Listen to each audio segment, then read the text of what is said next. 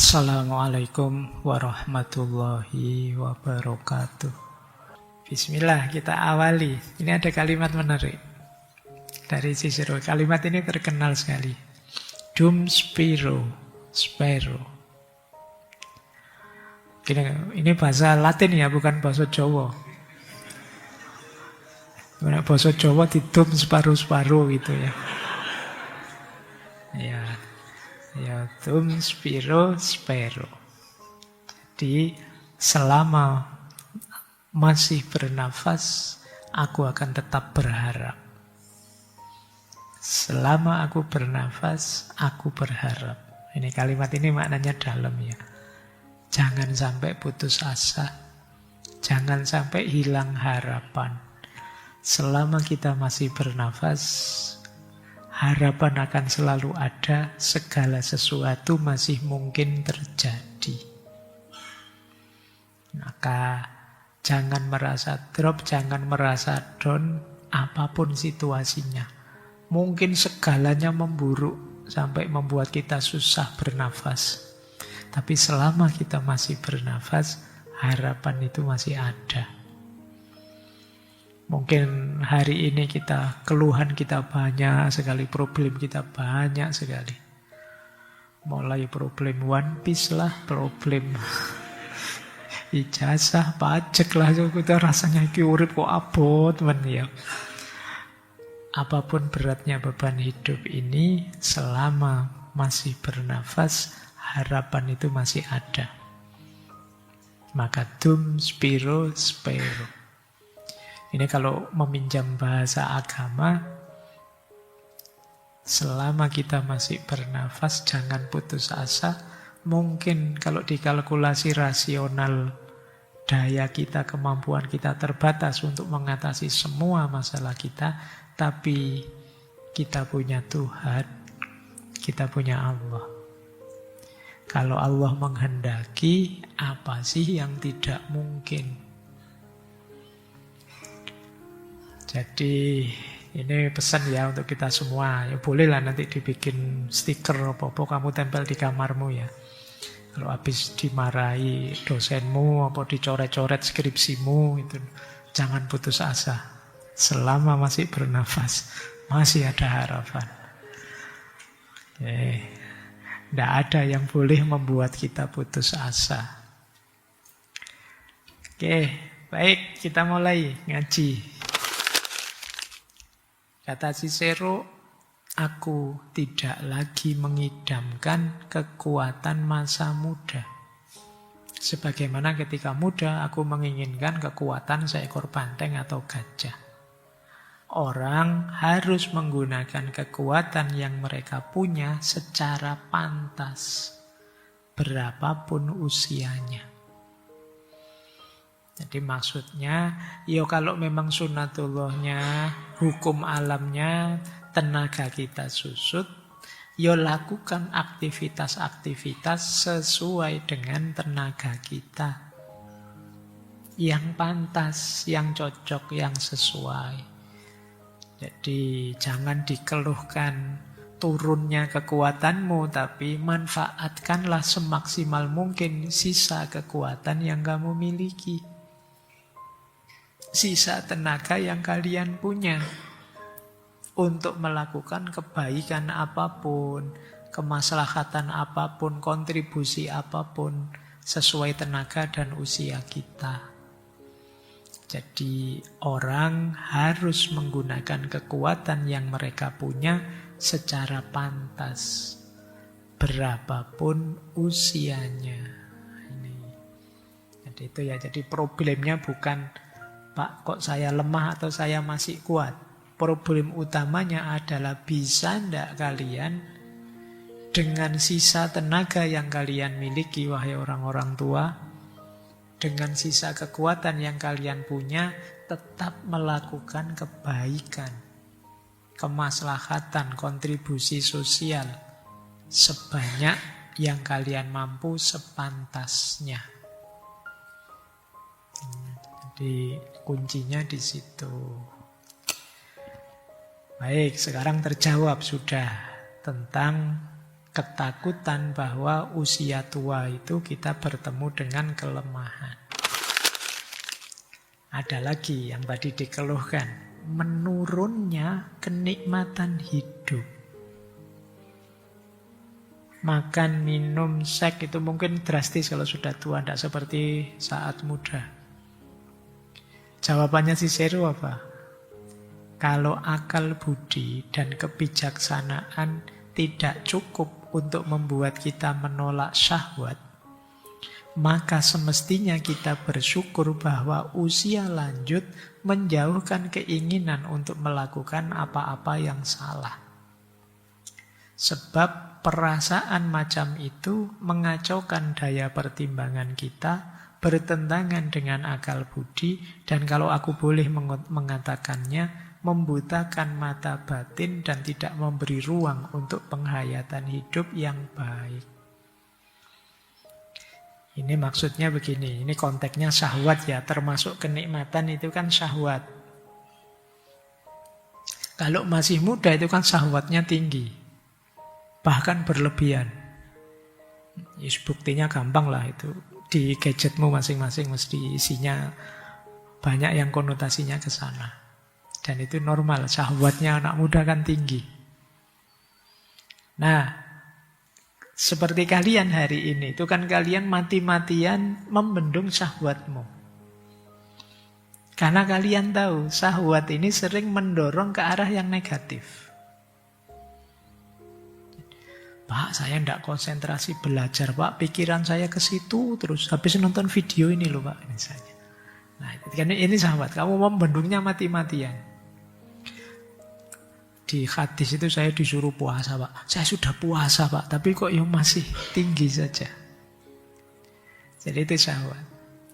Maka kata Cicero, loh kalau melihat situasi seperti ini, bukankah tua itu anugerah? Kenapa? Di usia tua kita tidak harus berjuang lagi melawan syahwat. Syahwatnya sudah pelan-pelan padam. Kenapa dikeluhkan? Wong sekarang kamu berjuang kan untuk melawan syahwatmu, menurunkan syahwatmu.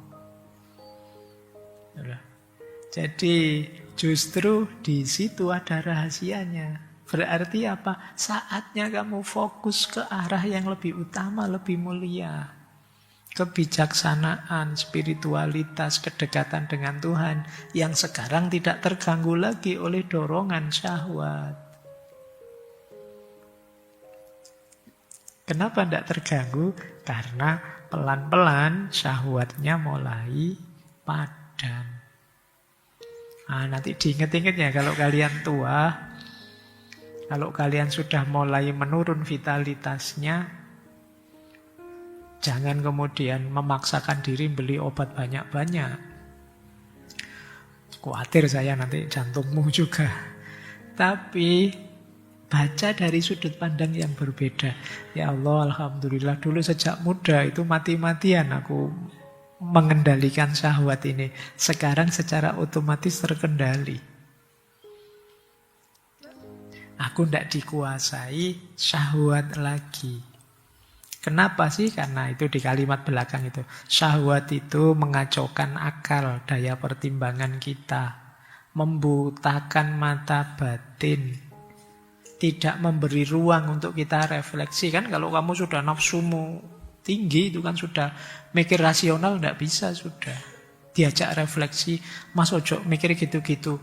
Mari kita merenungi hidup ini. Tidak hidup-hidupan, kamu sudah terlanjur nafsumu tinggi. Itu kan berat orang kalau hidupnya serba syahwat. Allah memberi anugerah usia tua, ternyata ada nikmat di balik itu. Di balik kelemahan atau yang syahwat yang perlahan-lahan padam tadi, apa? Kita bisa lebih fokus pada hal lain yang lebih utama. Maka menurunnya kenikmatan hidup ternyata adalah nikmat tersendiri. Dilanjutkan. Mengingat kaum muda menikmati kenikmatan daging lebih daripada kaum tua, aku perlu mengatakan dua hal. Pertama, seperti sudah aku katakan, kenikmatan jenis ini kecil saja artinya. Kedua, meskipun usia lanjut tidak memberikan kesenangan semacam ini secara berlimpah, bukan berarti sama sekali tidak ada kesenangan. Ya kalau kita masih muda, kenikmatan yang kita kejar banyak sekali berhubungan dengan daging. Ini tidak perlu saya tafsirkan ya, karena di masjid nanti bisa kena sensor. Ya termasuk makan ya, makan yang daging-dagingan. Kata Cicero, aku tegaskan dua hal ya. Yang muda-muda yang merasa lebih dari orang tua karena bisa menikmati daging. Pertama apa? Kenikmatan seperti itu kecil saja artinya. Itu tidak terlalu penting kok dalam hidup ini. Wong itu kalau sudah dipenuhi ya sudah. Itu pun tidak masalah. Nilai hidup kita tidak berkurang. Jadi tidak harus dibanggakan kenikmatan itu. Nilainya kecil saja. Yang kedua, orang tua punya kesenangannya sendiri, punya kenikmatannya sendiri. Jadi iya sih yang muda ada nikmat di situ, tapi orang tua punya kenikmatannya sendiri. Mungkin yang berhubungan dengan spiritualitas, yang berhubungan dengan penghayatan kedalaman hidup. Jadi bukan berarti orang tua tidak menikmati apa-apa, tapi mereka punya nikmatnya sendiri. Punya kesenangan hidupnya sendiri. Kata Cicero, betapa indahnya bagi jiwa setelah begitu banyak pergumulan dan syahwat, ambisi, perselisihan, cekcok, dan nafsu-nafsu yang lain, akhirnya pertempuran ini berakhir dan dia bisa kembali, seperti kata orang, untuk hidup dalam dirinya sendiri. Tak ada kepuasan yang lebih besar dalam hidup selain usia lanjut yang santai, yang dibaktikan untuk ilmu pengetahuan dan pembelajaran. Jadi hidup kita akan sangat indah. Iya sih di usia tua kita mengejar syahwat, ambisi, kadang berkonflik, berselisih, memenuhi hasrat ini, hasrat itu. Tapi kan harus ada akhirnya. Setelah semuanya berakhir, kita kemudian kembali ke dalam diri kita, menikmati diri kita secara santai, belajar ini, belajar itu. Jadi justru rute yang benar itu seperti ini, jangan disesali. Bayangkan kalau sudah tua, masih ambisius, masih syahwatnya besar, masih seneng cekcok, nyari masalah saja, nyusahin orang lain saja, lah kapan istirahatmu? Lah kapan kau menikmati hidup? Jadi mekanisme hidup memang mengarahkan yang tua. Mungkin tenaganya berkurang, nikmat-nikmatnya banyak berkurang. Tapi justru disitulah kita bisa fokus menikmati diri kita sendiri. Jadi tidak masalah kenikmatan-kenikmatan masa muda sudah lewat semua. Sekarang saatnya menikmati hidup dengan lebih santai. Jadi karena mekanisme hormonal dalam diri kita, mungkin dulu kita seneng ini, sekarang tidak suka lagi. Dulu kita ingin ini, sekarang waktu tua tidak ingin lagi. Dan tidak masalah kok. Wong memang tidak ingin. Kalau tidak ingin itu tidak masalah. Kata Cicero, kalau kamu tidak mengidamkan sesuatu, ya kamu tidak merindukannya. Kalau kamu tidak ingin, ya tidak kangen. Tidak masalah. Wong memang tidak ingin. Jadi ini kalau ada pertanyaan-pertanyaan tentang kenikmatan usia tua. Baik, ambil nafas sebentar. Kalian serius mendengarkan, jangan-jangan pulang jadi tua semua nanti. Ini pelajaran buat besok ya kalau kalian sudah tua. Lanjut. Di bukunya Cicero membahas nilai diri, penghargaan pada orang tua. mahkota kemuliaan usia lanjut adalah penghargaan. Jadi yang paling membahagiakan orang tua itu dihargai, dihormati. Meskipun mungkin dia sudah tidak produktif lagi. Tapi camkanlah bahwa sepanjang pembahasan ini, aku memuji usia lanjut yang punya fondasi yang baik pada masa muda. Kerut dan rambut putih tidak dengan sendirinya mendatangkan penghormatan. Hanya kalau tahun-tahun hidup sebelumnya dijalani dengan baik, usia lanjut pada akhirnya akan menuai buah-buah kekaguman. Jadi yang paling membahagiakan orang tua itu dihormati, dihargai orang lain. Tapi untuk memperoleh penghormatan dan penghargaan itu, kalian harus mulai membangunnya sekarang, di masa muda. Jadi, kalian jadi orang tua yang dihormati ketika di masa muda kalian melakukan hal-hal yang memang layak dihormati. Kalian berprestasi, kalian berkontribusi, kalian membawa kemaslahatan, kebahagiaan pada sesamamu, otomatis nanti di usia tua dihormati. Tapi kalau usia tuanya nakal, usia tuanya merusak, usia tuanya menghancurkan, itu berarti kalian tidak akan dapat penghormatan. Kenapa bisa begitu? Berarti sejak muda kalian memupuk perilaku seperti itu. Jadi dimulai sekarang kalau kalian ingin tua bahagia. Jadi tidak ada rumus muda foya-foya kemudian tuanya bahagia terus mati masuk surga. Tidak ada. Jadi untuk bisa sampai ke sana itu perjuangan. Panennya di usia tua, menanamnya di usia muda. Lanjut. Tetapi sebagian orang akan berkata bahwa orang-orang tua itu murung, serba cemas, mudah marah, dan susah dihibur. Dan kalau kita melihat lebih dekat, beberapa di antaranya juga pelit. Nah, ini melihat orang tua yang jelek-jelek ya. Tetapi kata Cicero, ini soal karakter, bukan soal usia. Di samping itu, kemurungan dan kekurangan lain yang tadi kusebut punya alasan yang masuk akal dalam diri kaum berumur.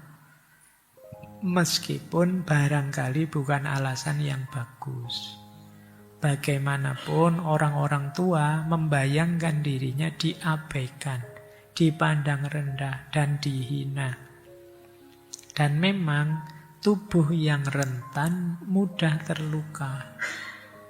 Tapi semua masalah ini bisa diredakan dengan satu karakter yang pantas dan tercerahkan.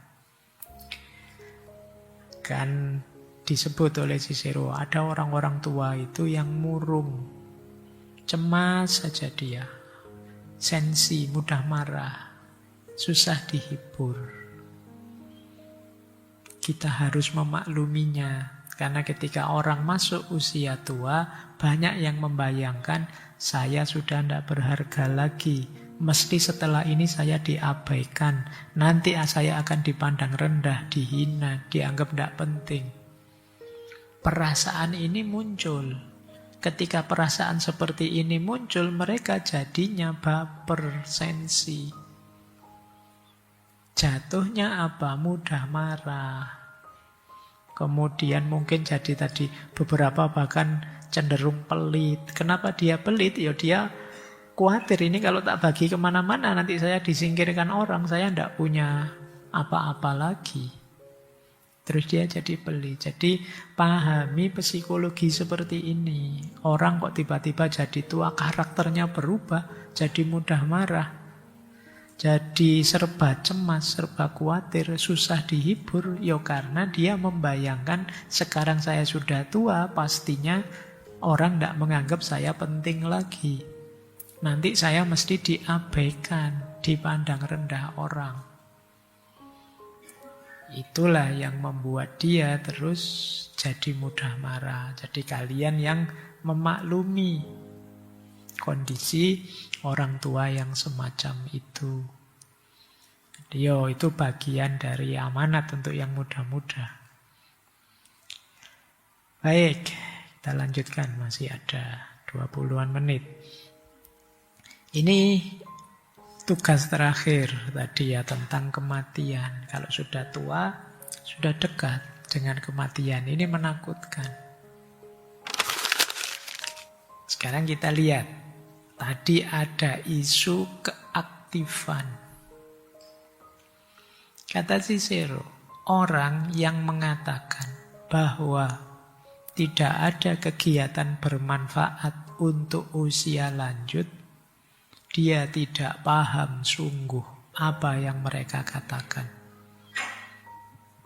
Orang-orang itu ibarat mereka yang berkata bahwa seorang jurumudi tidak mengerjakan sesuatu yang bermanfaat dalam pelayaran kapal karena orang lain memanjat tiang kapal, berlarian di geladak, dan menggarap pompa-pompa, sementara dia duduk tenang di buritan, memegang kemudi.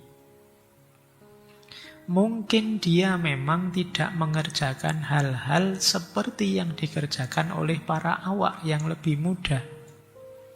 Tetapi yang dikerjakannya jauh lebih penting dan berharga.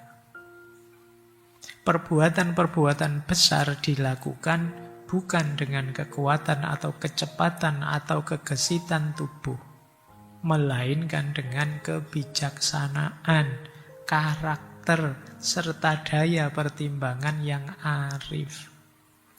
Sifat-sifat ini tidak surut pada usia lanjut, melainkan justru tumbuh subur seiring berjalannya waktu. Nah, tadi kan orang bilang, Pak, takut Pak saya tua. Kalau tua nanti saya tidak bisa ngapa-ngapain, tidak bisa beraktivitas lagi. Diingatkan oleh Cicero, cara mikirnya salah. Orang tua tetap bisa beraktivitas, tapi tentu saja aktivitas sesuai usianya. Dulu. Kalian juga yang misalnya usia mahasiswa, kan kalian tidak beraktivitas seperti anak-anak. Tapi kan tidak masalah. Kok kenapa orang tua beraktivitas sesuai usianya dipermasalahkan? Jadi orang tua pun masih bisa beraktivitas. Bahkan, kata Cicero, aktivitas-aktivitas yang dilakukan orang tua itu biasanya karena nanti fisiknya agak menurun, justru aktivitas-aktivitas yang kelas tinggi, yang berhubungan dengan kebijaksanaan, kearifan, pertimbangan rasional. Jadi justru lebih berharga. Nah, itu di situ Cicero menggambarkan kayak orang kapal ya. Di kapal itu kan ada juru kemudinya. Terus ada banyak anak buah kapal. Anak buah kapal ini macam-macam kerjaannya dan memang kelihatan dia naik turun lari, buka layar, nutup layar, kemudian itu kelihatan sibuk sekali, mereka aktif sekali. Sementara mungkin yang tua-tua tidak bisa seperti itu, biasanya diem megang kemudi saja. Padahal rasanya megang kemudi ini pekerjaan yang tidak kelihatan. Karena tidak kelihatan loncat-loncatnya, tidak kelihatan jungkir baliknya. Tapi justru kuncinya di situ. Dialah yang mengarahkan kapal ini dikemudikan kemana. Jadi orang tua karena pengalamannya, karena wawasannya yang sudah dialami sejak muda, sekarang dia bisa nuntun, bisa menasehati, bisa mengarahkan. dengan kebijaksanaannya. Justru aktivitas ini jauh lebih berharga. Jadi kalau sekedar lari-lari, loncat-loncat cuma butuh tenaga. Tapi mengarahkannya itu jauh lebih penting. Maka kata Cicero, kalau ada yang bilang bahwa menjadi tua itu mengerikan karena kita tidak bisa beraktivitas seperti saat kita muda, itu persepsi yang salah. Orang tua tetap bisa beraktivitas, hanya saja aktivitasnya beda. Beda aktivitas bukan berarti terus nilainya jatuh.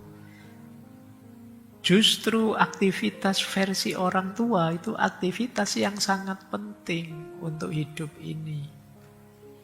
Jadi aktivitas menasehati, mengarahkan, nuntun dengan kearifan, dengan kebijaksanaan. Jadi kuncinya di situ. Mulianya orang tua justru di situ.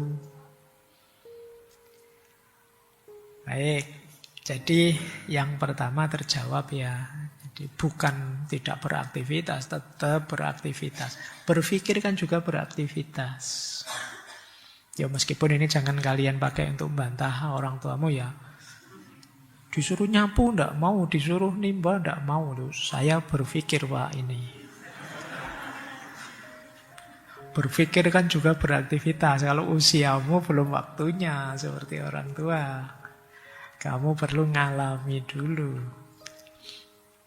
Karena sebelum nanti mengarahkan orang, menuntun orang, itu kan kita harus tahu dulu apa yang kita tuntunkan, apa yang kita arahkan. Saatnya di usia-usia muda seperti kalian memperkaya pengalaman. Sehingga ngerti macam-macam. Ini juga nasihat ya untuk teman-teman. Perkaya pengalamanmu. Saya tahu kalau generasi hari ini itu pengalamannya paling banyak di dunia digital. Coba bikin diversifikasi pengalaman. Keluar dari kotak nyamanmu, cobalah ini, cobalah itu, alami ini, alami itu. Mungkin ada yang sukses, ada yang gagal, tidak masalah. Di situ kalian jadi mateng. Wong sekarang kadang-kadang sudah level mahasiswa saja komunikasinya masih belum bagus. Itu kemungkinan jarang gaul. Jadi temannya guyon dia ngamuk. Temannya ngomong serius dia malah cengengesan. Itu tidak nyambung. Dia tidak ngerti makolnya orang ngomong, tidak ngerti cara komunikasi yang baik. Dosennya marah, dia cengengesan. Ini tambah ngamuk dosennya. Nah, kadang-kadang dia tidak bisa. Kenapa begitu? Kalian jarang di lapangan. Jadi kan kalian kerjaannya kan banyak online, digital, main game gitu kan. Apalagi gamenya game yang model-model tawuran itu, ketemu orang pinggir jalan dipukuli, tambah banyak yang dipukuli, tambah double kill, triple kill, apa nah itu. Jadi kamu keluar rumah nanti dianggapnya orang itu musuh semua. Oke ya, perkaya pengalamanmu, maka kalian akan matang. Pada saatnya kalau sudah tua, kalian bisa jadi rujukan. Kalau kalian menasehati anakmu, menasehati cucumu, besok anakmu atau cucumu percaya. Nah, kalau naik motor jangan kebut-kebutan ya. Emangnya Simba pernah naik motor? Enggak pernah sih. Oh, Simba enggak ngerti asiknya. Nah, kamu bisa dibantah sama cucumu. Tapi kalau jawab, pernah Simba naik motor, jatuh juga sering. Makanya tak nasihati biar kamu enggak kebut-kebutan misalnya. Nah, itu lebih bisa masuk nasihatnya. Karena pengalamanmu sendiri luas. Karena memang ada beda, ada jarak antara ilmu yang hanya dibaca dari buku dengan ilmu yang dialami langsung. Jadi ada beda. Kalau dari buku ya kalian sekedar menghafalkan kalimatnya. Tapi untuk hidup nyata, mungkin ilmu yang dialami langsung itu lebih nyata, lebih dalam. Jadi, untuk menjelaskan indahnya hidup berumah tangga, misalnya tidak bisa kalian hanya baca buku. Ya coba kalian rasakan sendiri berumah tangga. Atau bukan indahnya, tapi susahnya misalnya. Ayo kalian coba. Karena kalau hanya dijelaskan saja, tidak akan bisa kena poinnya. Kalian nasihati temenmu, jangan pacaran mas, pacaran itu ganggu kuliah misalnya. Emangnya kamu pernah pacaran? Tidak pernah sih. Loh, tidak pernah kok bilang ganggu. Saya malah jadi semangat kuliah ini dengan pacaran misalnya. Kok bisa malah semangat? Loh, yuk pacari sak kelas sih. Jadi terus rajin sekali. Temannya belum datang, sudah datang berdua di kelas. Oke. Oh ya, pengalaman ya. Baik, jadi tua bukan alasan untuk tidak aktif. Tetap aktif. Nah, sekarang kelemahan. Tadi kan bahas orang tua itu tambah lama tambah lemah. Dibantah oleh Cicero. Ini salah satu kalimatnya. Ya ini saya potong-potong, tidak mungkin ditampilkan semua ya. Kata Cicero begini.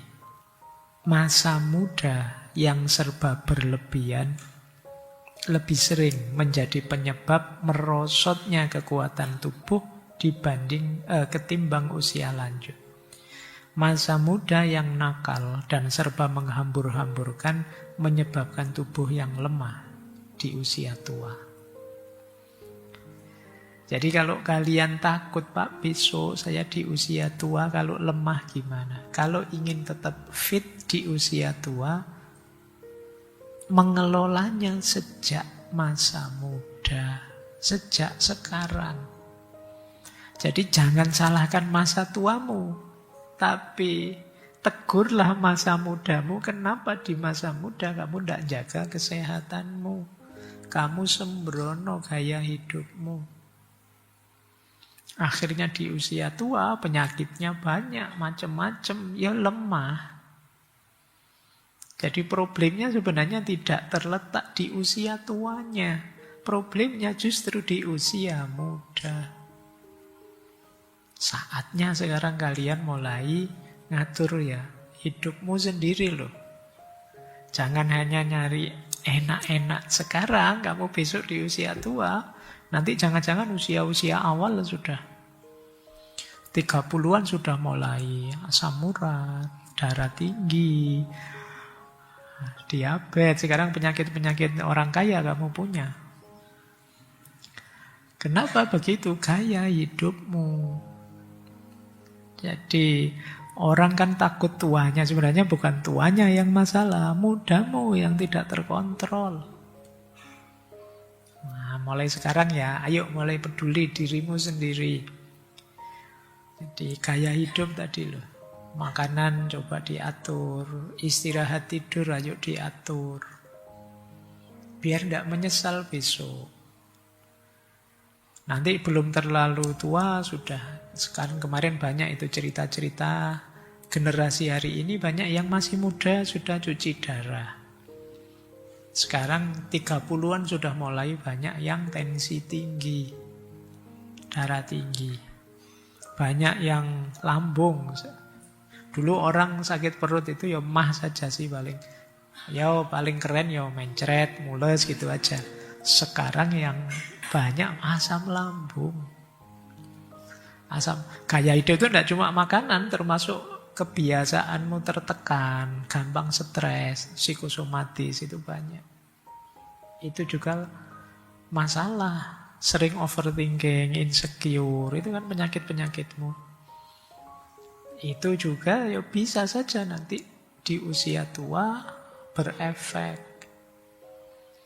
Jadi kamu mengkritik, wah orang tua nanti di masa tua lemah saya Pak, dibalik oleh Cicero. Ya problemnya tidak di masa tua. Problemnya justru masa mudamu sekarang yang sembrono. Tidak hati-hati. Dilanjutkan lagi oleh Cicero. Oke ya. Tapi katakanlah usia lanjut memang membuat kita lemah. Memangnya kenapa? Oh itu, ini sudah agak tinggi nadanya ini. Karena beliau ini kan saya bilang tadi nulisnya memang usia 62 sudah. Tahun depannya beliau meninggal. Nah, itu mungkin anak-anak muda yang tanya itu kan ngeritik. Orang tua memang sudah lemah itu. Nah, dia menjawab, katakanlah usia lanjut memang membuat kita lemah. Tapi memangnya kenapa? Toh tak seorang pun mengharapkan bahwa orang-orang tua itu kuat fisiknya. Kan wajar saja, alami saja. Jangan lupa ini stoikisme ya, yang tadi di antara pandangannya tua itu alamiah. Ya wajar saja, sudah tambah tua tenaganya tambah susut, tambah turun. Itulah mengapa baik undang-undang maupun adat kebiasaan mengecualikan orang-orang seusiaku dari kewajiban-kewajiban publik yang menuntut kekuatan tubuh. Kami tidak diharapkan melaksanakan tugas-tugas yang tidak bisa kami lakukan. Bahkan tidak pula hal-hal yang bisa kami lakukan. Jadi tua dan lemah itu alami. Memangnya kenapa? Bukan aib kok. Bahkan masyarakat juga tahu, makanya kalau ada orang tua tidak diberi beban pekerjaan yang berat-berat, yang fisik-fisik. Dan itu manusiawi. Jadi kenapa kok kita takut kalau tua nanti jadi lemah? Itu bukan aib. Itu hukum alam, sunnatullah. Tidak masalah. Justru kalau ada orang ngerti orang tua kok disuruh kerja fisik, angkut-angkut yang berat yang dia tidak kuat, kita menyebutnya dia tidak manusiawi. Lah kenapa kita menuntut orang tua harus kuat? Jadi kalau ada orang protes, Pak, saya takut tua, Pak, nanti kalau di usia tua saya lemah. Loh emangnya meskipun kamu takuti, besok kamu jadinya tidak tua, atau kalau tua tetap kuat, kan tidak mungkin. Wong kita ini manusia biasa. Kalau bahasanya Imam Ghazali, ya itu sesuatu yang ijbari. Ijbari itu ya sudah memang kenyataannya begitu, takdirnya begitu. Untuk sesuatu yang ijbari, seandainya kita mengalaminya, ya itu bukan aib. Jadi ini Imam Ghazali kan bicara tentang akhlak sebenarnya. Imam Ghazali membedakan antara kholak dan khuluk. Kalau khuluk itu karakter batin. Kalau kholak itu fisik. Termasuk kekuatan fisik itu kholak. Kholak itu ijbari.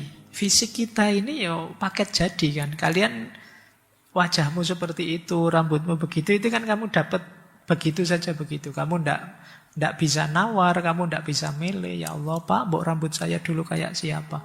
Mbok saya dulu anaknya presiden Pak, bukan anaknya itu misalnya. Kamu kan ndak bisa nawar begitu. Makanya itu situasi yang ijbari. Kalau untuk sesuatu yang ijbari, ya itu ndak salah, ndak dosa, ndak aib. Jadi kalau kalian misalnya, Pak wajah saya kok ndak cakep, kok cenderung jelek ya Pak, ndak apa-apa, ndak dosa itu. Ngapain kamu mengeluh? Bukan aib juga. Wajah saya kok tidak seperti bintang film, Pak. Tidak apa-apa, ngapain kamu keluhkan?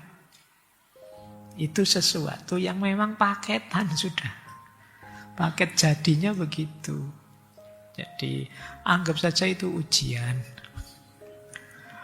Kalau masih berat ya, kalau berat sebagai azab ya ujian sajalah dari Allah biar kamu. Kalau diuji dengan wajah yang seperti itu gimana? Seperti saya bilang minggu lalu ya, tadi sebenarnya wajah jelek itu lebih istiqomah daripada yang cakep. Kenapa lebih istiqomah? Yo mudanya jelek, tuanya yo tetap jelek. Tapi kalau yang cakep-cakep itu mudanya cakep sih, ganteng, luar biasa cantik, nanti tuanya ndak konsisten malah jadi lebih jelek. Dan itu juga bukan sesuatu yang harus dikeluhkan. Sunnatullah, ijbari. Maka untuk sesuatu yang ijbari, ya ngapain kita takut? Ngapain kita ngeri? Biasa saja, biar saja. Tidak apa-apa. Pak, saya tambah tua, tambah lemah, ya wajar. Lebih aneh kalau, Pak, saya itu tambah tua kok tambah kuat. Ya enggak mungkin. Ada yang enggak beres kalau memang begitu. Baik, jadi jawabannya itu ya. Jadi kalau ada orang ngomong, Pak, saya takut tua, Pak, nanti di usia tua saya lemah. Jawaban pertama, mungkin problemnya tidak di usia tuanya, tapi usia mudamu. Usia mudamu sembrono, jadi sekarang terus jadi banyak penyakit, kamu tidak karu-karuan hidupmu sekarang. Dan yang kedua, kenapa kamu harus gelisah? Sunnatullahnya, wajarnya memang begitu. Orang itu tambah tua ya tambah lemah.